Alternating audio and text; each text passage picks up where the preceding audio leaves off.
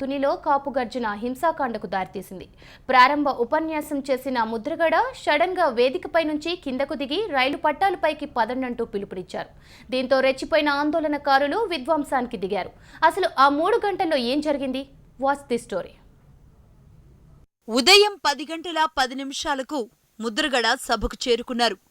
1 గంటకు ఆహ్వానితులతో పాటు కాపు నాయకులతో సభా ప్రాంగణం జాతీయ రహదారి నిండిపోయింది. 1 గంటన్నర నుండి 2:30 గంటల వరకు వేదికపైన ఉన్న నాయకులు ఒక్కొక్కరుగా ప్రసంగించారు. 2 గంటల 37 నిమిషాలకు ముద్రగడ పద్మనాభం తన ప్రసంగాన్ని ప్రారంభించారు. కేవలం 14 నిమిషాలు ప్రసంగించిన ముద్రగడ రైల్ రోకో రాస్తారోకో అంటూ ఆకస్మిక నిర్ణయం ప్రకటించేశారు. నేను నా కుటుంబం ముందే ఉంటాం ఉద్యమానికి, మీరు నాతో ప్రయాణం చేస్తారా? ఉద్యమ కార్యాచరణ ఇప్పటి నుంచే ప్రారంభిద్దామని చెప్పేసి మీకు తెలియజేస్తా ఉన్నాను. ఈ మీటింగ్ ఇక్కడ కాదు, రైలు పట్టాల మీద రోడ్డు మీద కూర్చుని మనం చేసుకుందాం. మనకి 2 జీవోలు ఇచ్చే వరకు కూడా పట్టాల వదులకు కానీ రోడ్డు వదులు కానీ ఇంటికి వెళ్ళకూడదని చెప్పేసి మీ అందరికీ మనం చేస్తా ఉన్నాను. మా కుటుంబం మీ వెనకే ఉంటుంది, పదండి ముందుకు అంటూ మిగతా నాయకులకు అవకాశం ఇవ్వకుండా ముద్రగడ జాతీయ రహదారి వైపు కదిలారు.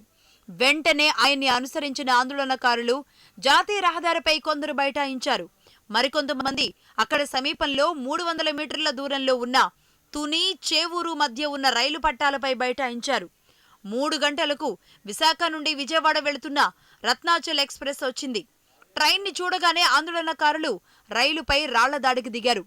ఆందోళనకారుల్ని చూసి రైలు ఆపిన డ్రైవర్పై దాడి చేశారు.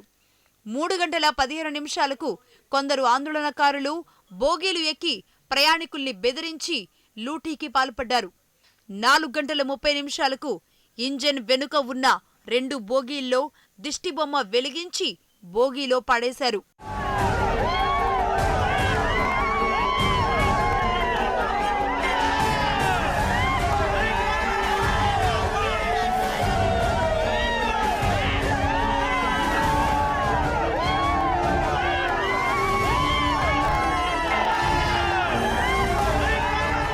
నాలుగున్నర గంటలకు నెమ్మదిగా ఒక్కో బోగి తగలబడడం ప్రారంభమైంది. 5 గంటలకు హైవే పైకి చేరుకున్న ఆందోళనకారులు టైర్లకు నిప్పు పెట్టడం, ఆగి ఉన్న వాహనాలపై రాళ్లదాడి చేయటం ప్రారంభించారు. మరికొంతమంది సభకు బందోబస్తుకొచ్చిన పోలీసుల మీద దాడికి దిగారు. వాహనాలు పార్కింగ్ చేసిన డిగ్రీ కాలేజ్ గ్రౌండ్లోకి పరుగులు తీశారు. అడ్డుకోబోయిన పోలీసులపై రాళ్ల వర్షం కురిపించారు.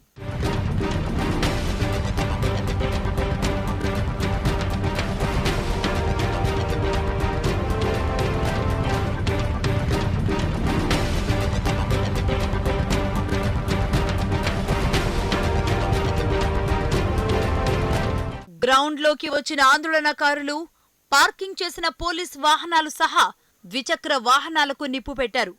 అడ్డుకోబోయిన పోలీసులని తరుముకుంటూ సమీపంలోని రూరల్ పోలీస్ స్టేషన్కు పరుగు తీశారు. 6 గంటల సమయంలో స్టేషన్లోకి వెళ్లి ఫర్నిచర్కు నిప్పు పెట్టారు.